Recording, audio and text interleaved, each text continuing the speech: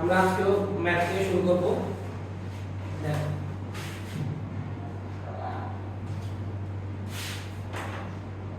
আসলে কোনো ক্লাসগুলোতে বললাম বেশি দেখা তো আওয়াজ আসে নিরিবিলি পরিবেশে ইয়ে করা যায়। হ্যাঁ আওয়াজ আসে না। আচ্ছা দেখো আমরা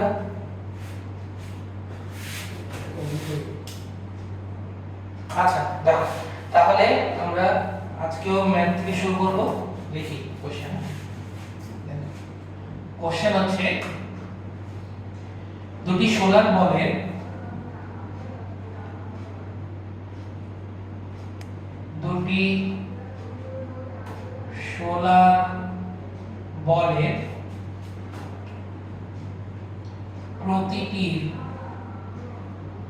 প্রতিটি ভর দেওয়া আছে 1 গ্রাম 80 সেন্টিমিটার দৈর্ঘ্যে 80 সেন্টিমিটার দৈর্ঘ্যের সিল্কের সুতা দ্বারা 80 সেন্টিমিটার দৈর্ঘ্যের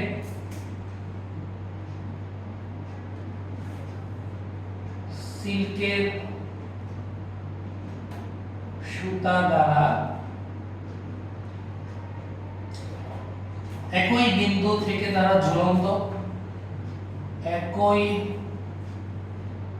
বিন্দু থেকে তারা ঝুলন্ত, ঠিক আছে, সমভাবে আহিত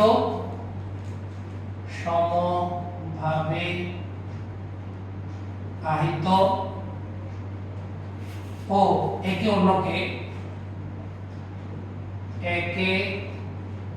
অন্যকে 4 সেন্টিমিটার দূরত্ব থেকে বিকর্ষণ করে। দূরত্ব থেকে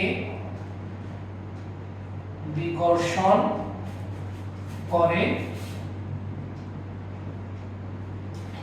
করে প্রতিটি বলের আধানের পরিমাণ কত? প্রতিটি বলের আধানের পরিমাণ কত? আমাকে কোশ্চেনে আমার এটা বলছে।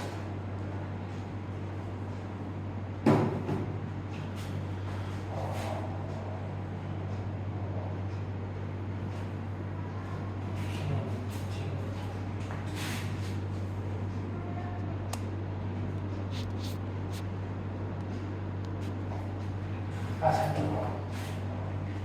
তাহলে আমরা জিনিসটা বুঝতে পারলাম যে কি বলছে এখানে, দুটি সোলার বল বলছে, বলের প্রতিটির ভর দেওয়া আছে 1 গ্রাম 80 সেন্টিমিটার দৈর্ঘ্যের সিল্কের সুতা দ্বারা একই বিন্দু থেকে তারা ঝুলন্ত আছে, মানে একই বিন্দু থেকে দুইটা সোলার বল আমার ঝুলন্ত অবস্থায় আছে, সমভাবে আহিত। এখন সমভাবে আহিত কথাটা দিয়ে কি বোঝায়?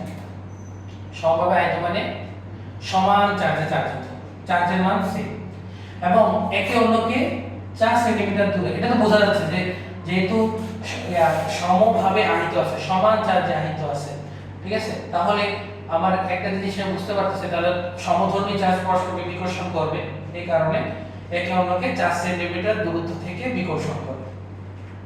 আধানের মান নির্ণয় করতে বলছে। তাহলে আমরা চিত্রটা একটু আঁকি। দেখো চিত্রটা আঁকলে কিরকম হয়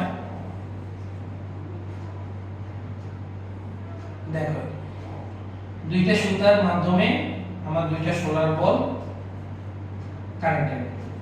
দৈর্ঘ্য দিছে কত করে? 80 সেন্টিমিটার। দেখো উভয় পক্ষে 80 সেন্টিমিটার দেওয়া আছে আর মধ্যবর্তী ডিসটেন্স কত দেওয়া আছে? 4 সেন্টিমিটার। তো 4 সেন্টিমিটার দূরত্ব থেকে তারা আকর্ষণ।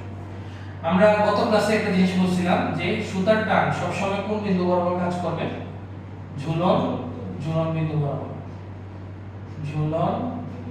বরাবর কাজ করবে। তাহলে এটাও একই সেম প্রসেস। আচ্ছা আর এটার ভর প্রত্যেকটা সোলার ভর দেওয়া আছে 1 গ্রাম করে। ঠিক আছে, প্রত্যেকটা ইয়ে দেওয়া আছে 1 গ্রাম 1 গ্রাম করে। আচ্ছা, তাহলে আমাকে কিউর মান নির্ণয় করতে বলছে। এখন আমার একটা জিনিস বলবো, এখানে যে আমাকে বলছে যে এটা ধনাত্মক চার্জে চার্জিত নাকি ঋণাত্মক চার্জ এরকম বলে নাই, তাহলে এটা হয় প্লাস প্লাস কিউ অথবা মাইনাস মাইনাস কিউ, দুইটাই হতে পারে। ঠিক আছে, কারণ আমরা তো আলটিমেটলি যখন আমরা বিকর্ষণ বল নিয়ে কাজ করব তখন তো আমি শুধু মান নিয়ে কাজ করি, আমরা তো প্লাস মাইনাস নিয়ে কাজ করি না। তো আমরা প্লাস কিউ আনসার হবে, মাইনাস কিউ আনসার হবে, তাহলে এখানে আনসার হচ্ছে দুইটা। ঠিক আছে, এটা গেল। আরেকটা ব্যাপার হচ্ছে, এখন এই অবস্থায়, এই যে এখন এই অবস্থায় আমাকে বলো এই বল দুইটা স্থির অবস্থায় থাকবে না এই অবস্থানে, তাহলে যদি সবকিছু স্থির অবস্থানে থাকে তাহলে খেয়াল করো আমি কি বলতে পারি না যে এই সিস্টেমটা সাম্যাবস্থায় আছে? বলা যায় সিস্টেম, তাহলে সেই সিস্টেম যদি সাম্যাবস্থায় থাকে, আমরা বলছিলাম যে সিস্টেম সাম্যাবস্থায় থাকাকালীন এই আমার সিস্টেমে যতগুলো বল আছে এই বলগুলো লব্ধি কত হয়? শূন্য। তো আমাকে বের করতে হবে যে সিস্টেমে কয় ধরনের বল আছে। যেমন সুতার টান আছে, এটা আমি পেলাম টি। আবার খেয়াল করো এই বলে সোলার বলের ভর আছে, ভর থাকে কি থাকে? ওজন থাকে। ওজন কাজ করবে কোন ডাইরেকশনে? নিচে। ওজন কাজ করবে নিচে, তাহলে ওজন কাজ করতেছে নিচে mg, এখানেও সেম ওজন কাজ করতেছে আমার নিচে mg। আবার ওই বিকর্ষণ বল কাজ করতেছে না? বিকর্ষণ বল কাজ করবে সংযোগ রেখা বরাবর বাইরে, তাহলে এর ক্ষেত্রে এই সোলার বল বাইরে বিকর্ষণ লাভ করবে, প্রথম সোলার বলটা বাইরে দিকে বিকর্ষণ লাভ করবে। আর কোন বল আছে? আর নাই। দেখো না বুঝলে না এটা বলো। তো mg কাজ করতেছে, বিকর্ষণ বল কাজ করতেছে, সুতার টান টি কাজ করতেছে, এগুলো গেল। এখন আমরা বললাম যেহেতু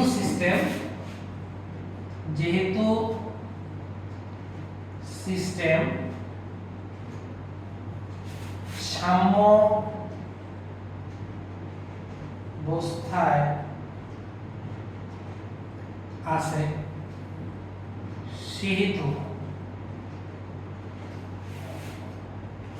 সেহেতু সকল বলগুলোর লব্ধি আমার কি হবে? শূন্য। তো আমি বলগুলোকে x অক্ষ বরাবর নিব আর y অক্ষ বরাবর নিব, তাই না? x অক্ষ বরাবর নিব, এই যে x অক্ষ বরাবর নিব আর y অক্ষ বরাবর নিব। নেওয়াতে আমরা বলতে পারি যে x অক্ষ বরাবর লব্ধি সব শূন্য হবে, y অক্ষ বরাবর যত লব্ধি আছে সব শূন্য হবে। যেহেতু fx সমান 0 আর summation of fy is equal to 0। Summation মানে কি? লব্ধি। fx মানে হচ্ছে x অক্ষ বরাবর বল আর y হচ্ছে y অক্ষ বরাবর বল। তো আমরা তো একটা জিনিস বুঝতে পারতাছি যে আমাদের যদি পুরো সিস্টেমের পুরো বলের লব্ধি যদি শূন্য হয় তাহলে x অক্ষ বরাবর যত বল আছে এগুলো শূন্য হবে, y অক্ষ বরাবর যত বল আছে সব শূন্য হবে। আচ্ছা, এবার খেয়াল করো সবচেয়ে ইম্পর্টেন্ট ব্যাপার, mg এটা কোন অক্ষ বরাবর আছে? এটা কোন অক্ষ? এটা y অক্ষ। mg আছে y অক্ষে, এই বিকর্ষণ বল কোন অক্ষে? x অক্ষে। t কি কোন অক্ষে আছে? t x আর y এর মাঝখানে আছে, তাই না?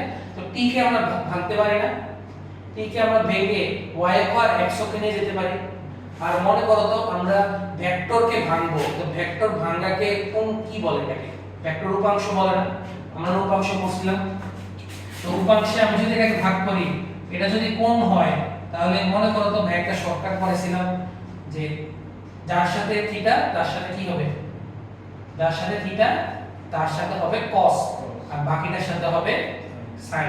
তাহলে t কে যখন আমি ভাঙবো, t কে ভেঙে আমি x অক্ষ বরাবর নিব, আবার t কে ভেঙে আমি কি করব? y অক্ষ বরাবর। তাহলে x অক্ষ বরাবর যদি ভাঙি তাহলে যার সাথে থিটা তার সাথে cos, তাহলে এই বরাবর হবে আমার t cos থিটা আর এই উল্লম্ব বরাবর হবে আমার t sin থিটা। এখানেও একই হিসাব, t টাকে ভাঙলে a বরাবর আসবে t cos থিটা, a বরাবর ভাঙলে আসবে t sin থিটা। ঠিক আছে, উভয় পাশে সেম হিসাব। টি কে ভাঙলে যার সাথে থিটা তার সাথে cos t sin দুইটাকে আবার জোড়া লাগাও কি পাবো আমি t পাবো। তাহলে আমি যেহেতু t টাকে ভেঙে দুটো পাশে নিয়ে ফেলছি তাহলে কি এই t টা কি আর থাকবে না, তো ভেঙে ফেলছি, ভেঙে ফেলাতে তো আর এটা থাকে না, তো মনে মনে এটা বাদ দিয়ে দিব জিনিসটাকে। তাহলে খেয়াল করো আমি x অক্ষ বরাবর ফোর্স পাইলাম, y অক্ষ বরাবর কি পেলাম ফোর্স পাইছি। তাহলে খেয়াল করো এর যোগফল আমাকে কি বলছে, এটাকে যদি প্লাস ডাইরেকশন ধরো এটা কি ধরবা মাইনাস অপোজিট, তাহলে summation of fx equal to 0, তাহলে f minus t cos theta সমান 0, সুতরাং t cos থিটা সমান কি ধরা যায় f, এটা এক নম্বর ইকুয়েশন। আর y অক্ষ বরাবর হিসাব করো তো, দেখো y অক্ষ বরাবর কি হবে, y অক্ষের উপরের অংশকে আমরা কি ধরি প্লাস, নিচের অংশকে মাইনাস, তাহলে এটাকে প্লাস ধরবো এটাকে কি ধরবো মাইনাস, তাহলে t sin theta minus mg এর যোগফল হচ্ছে 0, তাহলে t sin থিটা সমান mg, এটা হচ্ছে আমাদের 2 নম্বর ইকুয়েশন।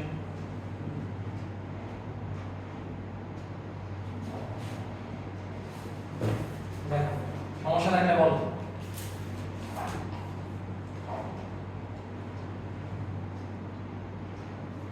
উদ্দেশ্য শূন্য থেকে আমরা এই দুটো ইকুয়েশন পেলাম, এটা হচ্ছে t sin mg। দেখো খেয়াল করো t sin যদি আমার mg সমান হয়ে যায় তাহলে একে অপরকে কাটাকাটি করে ফেলবে, আবার f t cos থিটা যদি সমান হয় তাহলে একে অপরকে কাটাকাটি করে ফেলবে, তাহলে আলটিমেটলি এই সমান বলটা কি থাকবে স্থির থাকবে না, এটাই ভাবে বুঝাচ্ছে। তাহলে খেয়াল করো আমি তো t এর মান এখানে দেওয়া আছে কোশ্চেনে t না, তাহলে আমরা এমন ভাবে ম্যাথটা করব যাতে t টা ক্যান্সেল হয়ে যায়, t টা কাটাকাটি চলে যায়। আমরা কাটাকাটি করার বই কোনটা বলো তো, এক দুইটাই কোশ্চেন আছে, আমি t টা কাটাকাটি করতে যাচ্ছি। তাহলে আমি একটা কাজ করি, দুই নাম্বারকে এক নাম্বার দিয়ে ভাগ দিই, তো ভাগ দিলে t আর t কি হয়ে যাবে কাটাকাটি চলে যাবে। তাহলে আমরা হিসাবটা করি, আমরা কি করব 2 নংকে 1 নং দ্বারা ভাগ দিব, 2 নংকে ভাগ দিব 1 নং দ্বারা, ভাগ দিলে t sin theta divided by t cos theta, t sin theta সমান কত আমরা f আর t সরি mg আর t cos থিটা সমান হচ্ছে আমার f, দেখো t কাটা sin বাই cos সমান tan, tan থিটা সমান mg বাই f। তো f এর মান আমরা f তো ইয়া করতে পারি, f কে ভাঙতে পারি, f সমান সূত্র কি হবে, f সমান সূত্র হচ্ছে এটা হচ্ছে ডিসটেন্স তাই না, এটা হচ্ছে আমার ডিসটেন্স, তাহলে f সমান হবে c, উভয় পাশে তো সমভাবে চার্জিত, তো এটাও q এটাও q স্কয়ার, তাহলে q square by d square, এরকম দাঁড়ায় কিনা দেখো।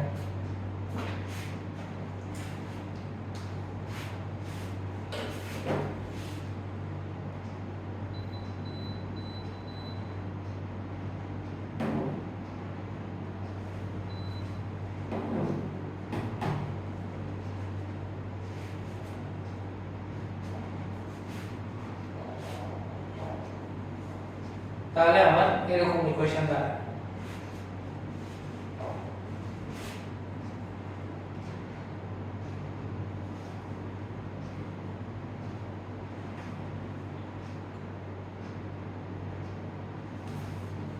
ঠিক আছে, তাহলে খেয়াল করো আমি বের করব কি, আমার কোশ্চেনটা দেখো তো, বের করতে বলছে কি আমাকে চার্জ বের করতে বলছে, মানে কিউ বের করতে বলছে।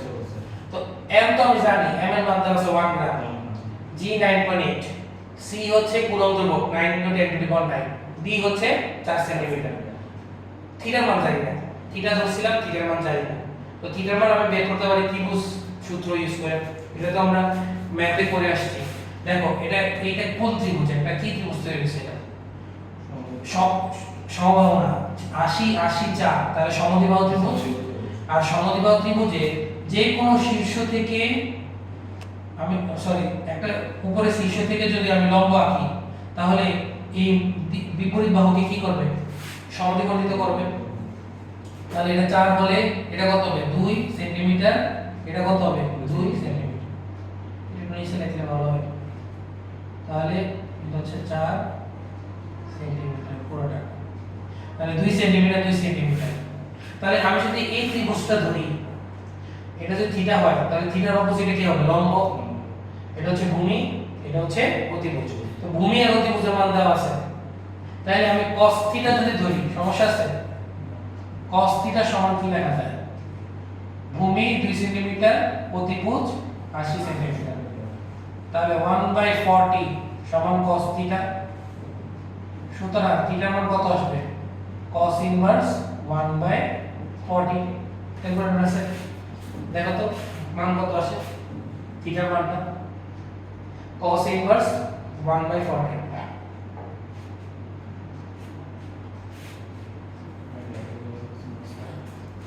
দেখো এখানে cos আছে না, cos এর উপরে হলুদ কি আছে, cos ইনভার্স লেখা, তো শিফট ও হলুদ, তো শিফট cos ইনভার্স দিব, সরি শিফট cos ইনভার্স দিব 1/40, দেখো 88.57।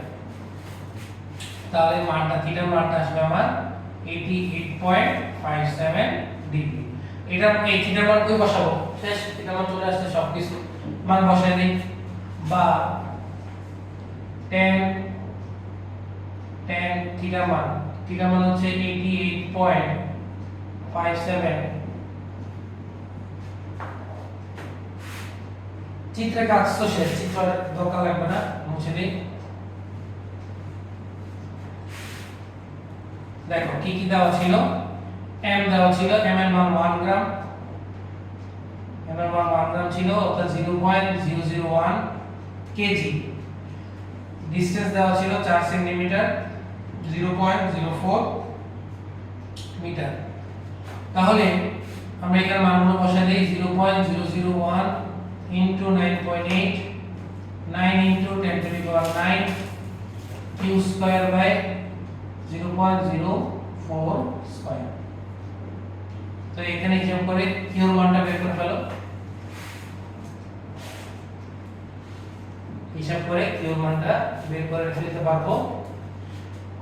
মান বের করে আমরা পাবো 6.59 into 10 ইনভার্স 6 পুরো।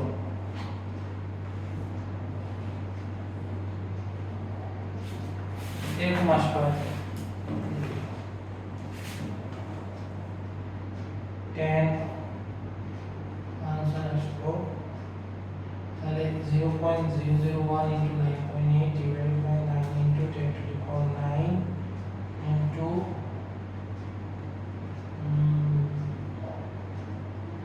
answer divided by 0.04 square, তাহলে যোগ করব 6.6, 6 এর ক্যালকুলেট হয়েছে 6.6 into 10 ইনভার্স 6 কোন প্লাস মাইনাস কেন দিলাম? ওই যে আমি বলছিলাম প্লাস প্লাস হইতে পারতো, মাইনাস মাইনাস হইতে পারতো, এজন্য आंसर দুইটাই এখানে। ঠিক আছে, আশা করি এখানে সমস্যা হবে না। একটু বাসায় প্র্যাকটিস করবা ম্যাথের এগুলো, তাহলে এগুলো ক্লিয়ার হয়ে যাবে। ঠিক আছে, এটা গেল। এবার আমরা শুরু করব হচ্ছে তড়িৎ ক্ষেত্র দিয়ে। আজকে নতুন টপিক হচ্ছে তড়িৎ ক্ষেত্র। তড়িৎ ক্ষেত্র ইংলিশে আমরা এটাকে বলি হচ্ছে ইলেকট্রিক ফিল্ড। তড়িৎ ক্ষেত্র অথবা ইলেকট্রিক ফিল্ড আমরা এটা দিয়ে প্রকাশ করি। আচ্ছা দেখো, তড়িৎ ক্ষেত্রকে তুমি তুলনা করতে পারো হচ্ছে এলাকার নেতা হিসেবে। ঠিক আছে, খেয়াল করো প্রত্যেকটা এরিয়াতে এক একজন নেতা আছে। ঠিক আছে, এখন এই নেতা এলাকায় যদি আরেকজন বহিরাগত যদি আসে, তাহলে অবশ্যই ওই বহিরাগত মানুষের উপর নেতার একটা প্রভাব থাকবে না? অবশ্যই থাকবে। তো এই যে আমার যে বহিরাগত একজন তার এরিয়াতে যে আসছে, এরিয়াতে আসার কারণে ওই ওই বহিরাগতের উপর যে নেতার যে প্রভাবটা, এই প্রভাবটা যে এলাকা জুড়ে থাকবে, ওই এলাকাটারে বলা হচ্ছে তড়িৎ ক্ষেত্র। তো তুমি এবার নেতার বদলে চিন্তা করো হচ্ছে চার্জ, মনে করো একজন চার্জ, তো চার্জের একটা এরিয়া আছে, ঠিক আছে?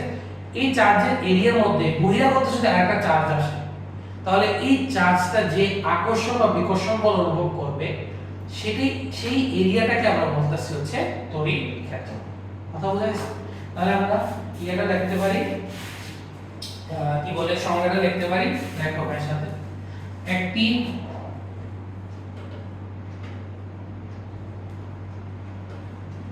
আহিত বস্তুর নিকট, একটি আহিত বস্তুর নিকট অন্য একটি আহিত বস্তু আনলে অন্য একটি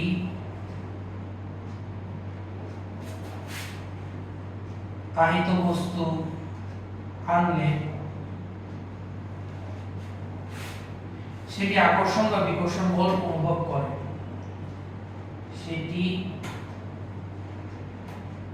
আকর্ষণ বা বিকর্ষণ বল অনুভব করে,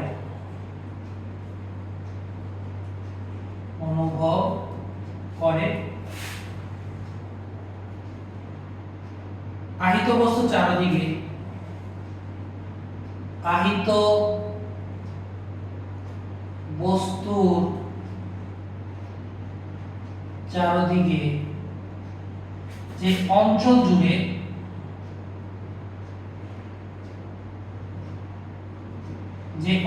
জুড়ে এই প্রভাব বিদ্যমান থাকে,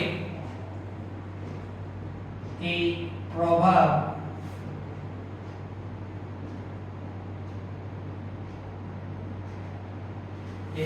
বিদ্যমান থাকে তাকে উক্ত আহিত বস্তু, তাকে উক্ত আহিত বস্তুর তড়িৎ ক্ষেত্র বলে। দেখো ভাইয়ের উদাহরণের সাথে সংজ্ঞাটা মিলে নিয়ে,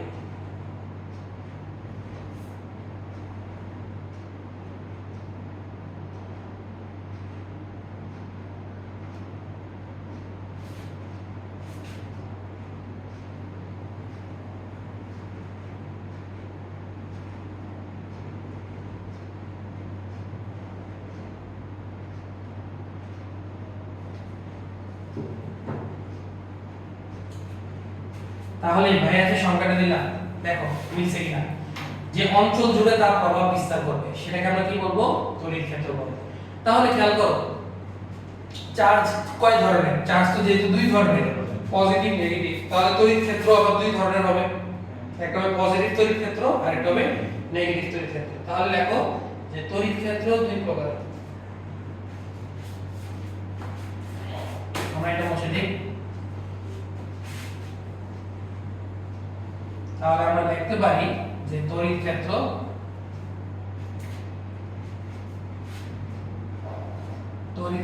দুই প্রকার,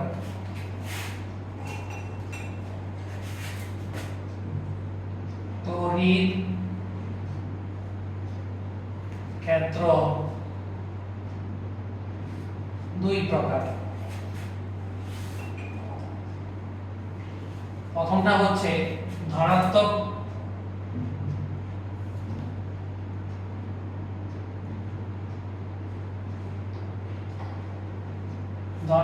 তড়িৎ ক্ষেত্র, প্রথমটা হলো ধনাত্মক তড়িৎ ক্ষেত্র। তাহলে ধনাত্মক তড়িৎ ক্ষেত্রে আমরা বুঝতে পারতেছি যে ধনাত্মক তড়িৎ ক্ষেত্রে আমার চার্জটা কি হবে, পজিটিভ চার্জ। তাহলে মানে যে নেতার চার্জটা হচ্ছে পজিটিভ, তাহলে পজিটিভ চার্জ, এবং তার অবশ্যই একটা এরিয়া থাকবে। দেখো তার এরিয়া হচ্ছে এরকম, আমি কল্পনা করলাম, ঠিক আছে, এটা হচ্ছে তার এরিয়া। এরিয়ার বাইরে যা কিছু অবস্থান থাকবে এটাকে আমরা বলবো হচ্ছে অসীম। কি বলবো, অসীম, ঠিক আছে। তড়িৎ ক্ষেত্রের বাইরে যত এরিয়া থাকবে তাকে আমরা বলবো অসীম। আচ্ছা, এবার আমি কি করব, ওই যে বহিরাগত একজনকে আনবো। তো বহিরাগত যাকে আনবো বাইরে থেকে একটা বিন্দুতে আনলাম, এই মানটাকে আমরা বলবো হচ্ছে, এই মানটাকে বলবো হচ্ছে +1 কুলম্ব। এবং এই +1 কুলম্বকে আমরা কি বলছিলাম মনে আছে? এটাকে আমরা কি বলছিলাম? Test charge. আগে ক্লাসগুলোতে বলছিলাম না যে +1 কুলম্ব, আমি তো টেস্ট করতেছি এটাকে, তাই না? তার প্রভাবটাকে আমি টেস্ট করব। তাহলে টেস্ট করার জন্য যে চার্জটাকে আনবো সেটাকে বলবো আমরা টেস্ট চার্জ। আর টেস্ট চার্জের মান হচ্ছে +1 কুলম্ব। এবার খেয়াল করো, দুইজন সমধর্মী চার্জ পরস্পর কি করবে? বিকর্ষণ করবে। বিকর্ষণ করবে সংযোগ রেখা বরাবর বাইরের দিকে, তাই না? এখন এই টেস্ট চার্জকে যদি আমি এখানে বসাই, এখানে যদি বসাই, এখানে যদি বসাই, তাহলে এখানেও তো সেম করবে, তাই না?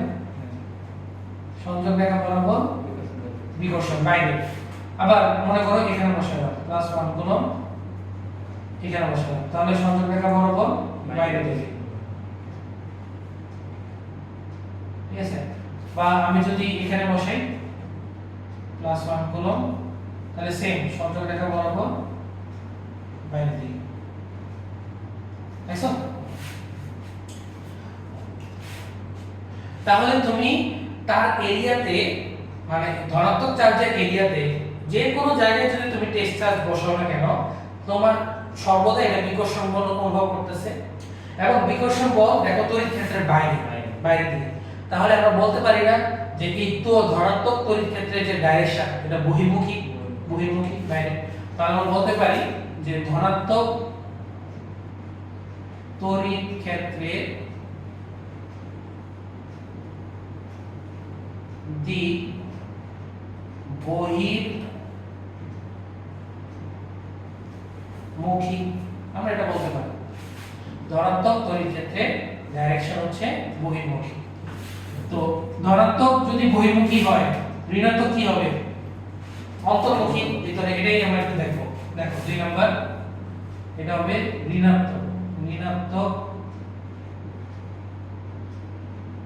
তড়িৎ ক্ষেত্র, ঋণাত্মক তড়িৎ ক্ষেত্র। সেম আমরা সেম চিত্র আঁকবো। এবার বলো ঋণাত্মক তড়িৎ ক্ষেত্রে যে নেতা চার্জ কি হবে? নেগেটিভ। তাহলে মাইনাস চার্জ আমরা আঁকলাম। সেম আমরা মনে করে একটা তড়িৎ ক্ষেত্র আঁকলাম। তো এটার মধ্যে যদি আমি বহিরাগত +1 চার্জ বসাই, এখানে যদি বসাই, তাহলে কি করবে? সংযোগ রেখা বরাবর এই যে আকর্ষণ করবে। তাহলে ভিতরের দিকে দেখো, ভিতরের দিকে আকর্ষণ করবে। আবার যদি আমি এখানে বসাই +1 কুলম্ব, তাহলে এই সংযোগ রেখা বরাবর কি করবে? ভেতরের দিকে টানবে, আকর্ষণ। সংযোগ রেখা বরাবর ভেতরের দিকে টানবে। দেন আমি যদি এখানে বসাই +1 কুলম্ব, তাহলে সংযোগ রেখা বরাবর ভেতরের দিকে আকর্ষণ। যদি আমি এখানে বসাই +1 কুলম্ব, তাহলেও কি করবে? ভেতরের দিকে আকর্ষণ করবে।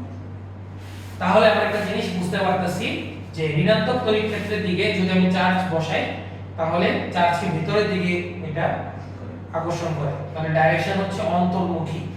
তাহলে ঋণাত্মক তড়িৎ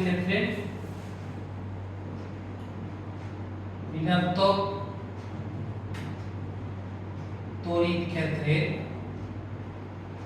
যে দিক আছে, এই দিকটা হচ্ছে আমার অন্তর্মুখী। ঋণাত্মক তড়িৎ ক্ষেত্রের যে ডাইরেকশন সেটা হচ্ছে অন্তর্মুখী।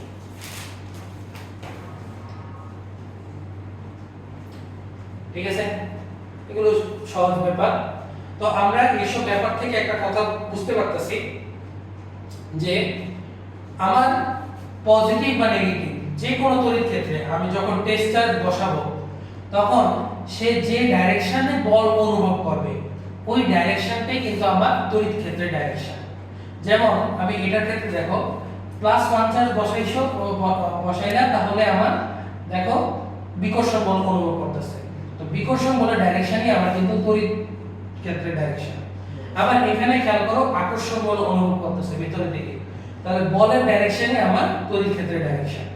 ঠিক আছে, তাহলে একটা কথা আমরা নোট আকারে লিখতে পারি যে বলের ডাইরেকশনই আমার মেইনলি এখানে তড়িৎ ক্ষেত্রের ডাইরেকশন হবে। তো নোট এটা আমরা মুছে দেই।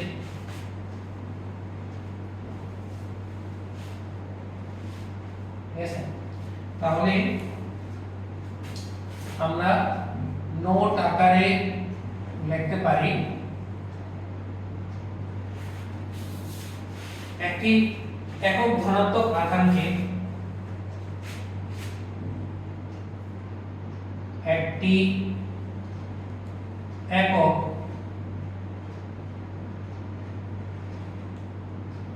ধনাত্মক আধানকে তড়িৎ ক্ষেত্রে স্থাপন করলে তড়িৎ ক্ষেত্রে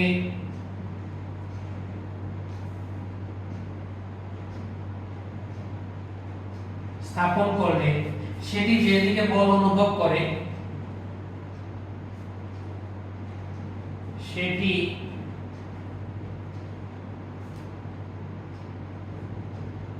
যেদিকে বল অনুভব করে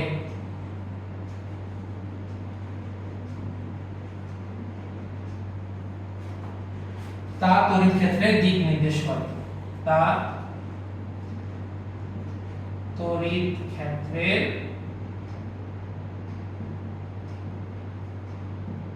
দিক নির্দেশ করে।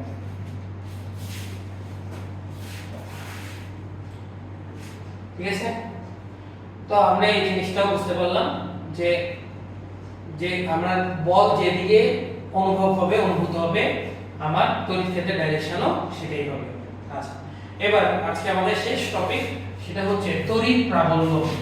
লেখো তড়িৎ প্রাবল্য। তড়িৎ প্রাবল্য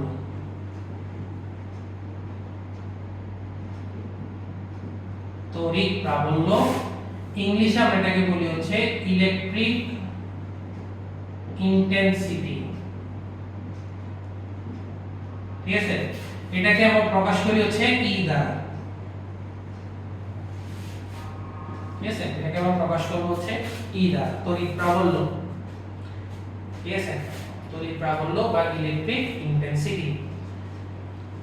তো তড়িৎ ক্ষেত্র বুঝলে তড়িৎ প্রাবল্য সহজ। তড়িৎ ক্ষেত্রটা ছিল এরিয়া, আর যে ফোর্সটা অনুভব করতেছে এখানে যেটা আকর্ষণ বল অনুভব করতেছে বা বিকর্ষণ বল অনুভব করতেছে, এই আকর্ষণ বা বিকর্ষণ বলটাই হচ্ছে আমার তড়িৎ প্রাবল্য। কথা বুঝা গেছে? তাহলে এরিয়া হচ্ছে তড়িৎ ক্ষেত্র আর আকর্ষণ বিকর্ষণ বল হচ্ছে আমার তড়িৎ প্রাবল্য। সংজ্ঞা লিখি, সংজ্ঞাটা লিখি। দেখো অসীম থেকে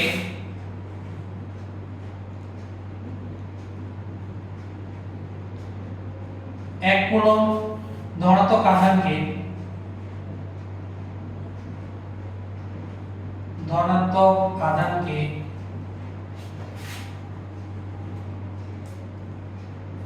তড়িৎ ক্ষেত্রে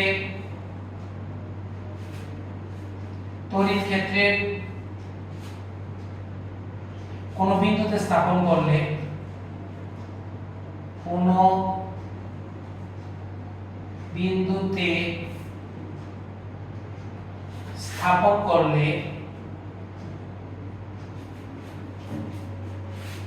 সেটি যে বল অনুভব করে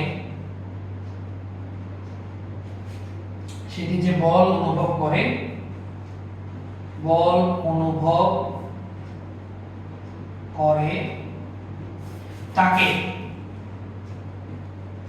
ওই বিন্দুর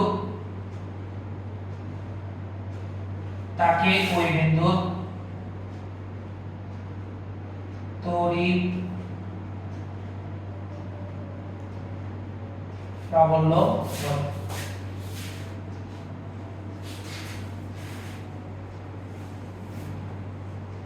ঠিক আছে, তাকে আমরা কি বলবো? ওই বিন্দুর তড়িৎ প্রাবল্য বলবো। তো আমরা এটা যখন একটা ইকুয়েশন বের করতে চাই, ইকুয়েশনটা আমি কিভাবে বের করব? দেখো, সাপোজ আমরা প্লাস চার্জ নিলাম, নেতার চার্জ, এই নেতার প্রভাব হচ্ছে এই এলাকা জুড়ে, বুঝতে পারলাম।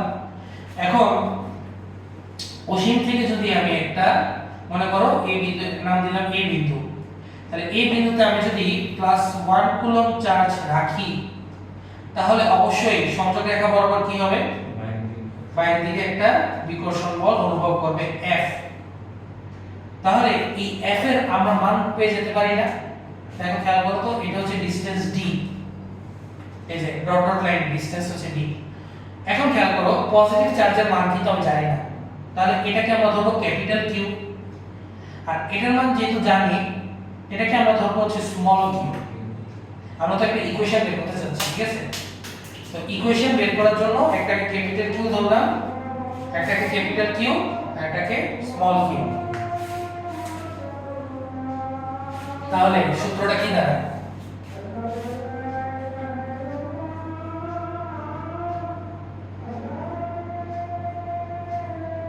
F সমান c q q by d square.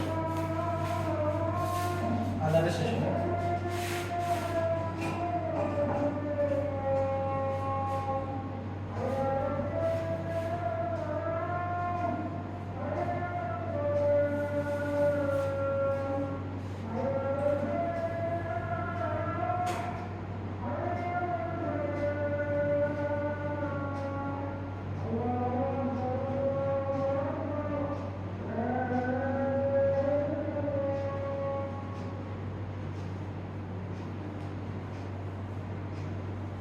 তাহলে খেয়াল করো বিকর্ষণ বল F c capital Q small q by d square.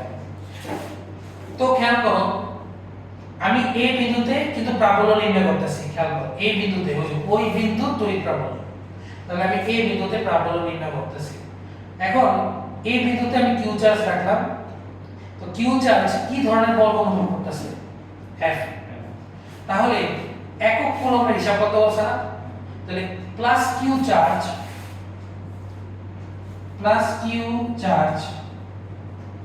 বল অনুভব করে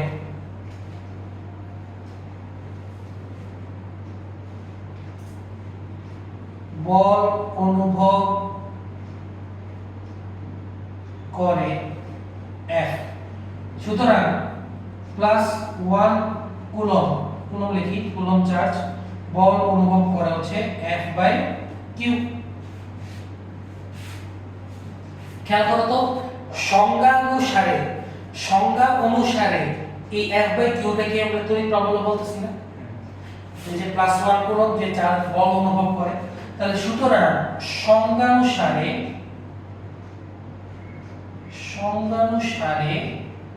তড়িৎ প্রাবল্য E সমান F বাই Q। এটাই আমার হচ্ছে সূত্র। সংজ্ঞা অনুসারে এই তড়িৎ প্রাবল্য E F বাই Q। এখন আমি কি করব, এই F এর মানটা আমি বসিয়ে দিই এখানে। তো F এর মান বসালে কি আসে? তাহলে খেয়াল করো E F এর মান হচ্ছে c q small q by d square divided by q। তাহলে q কাটা, তাহলে E সমান দাঁড়াচ্ছে c q by d square. তাহলে এটাই আমার সূত্র, c q by d square. আজকে এতটুকুই। আমরা নেক্সট ক্লাসে মানে বুধবার ক্লাসে আমরা এখানে আরো আলোচনা করব। আজকে এতটুকুই থাকুক।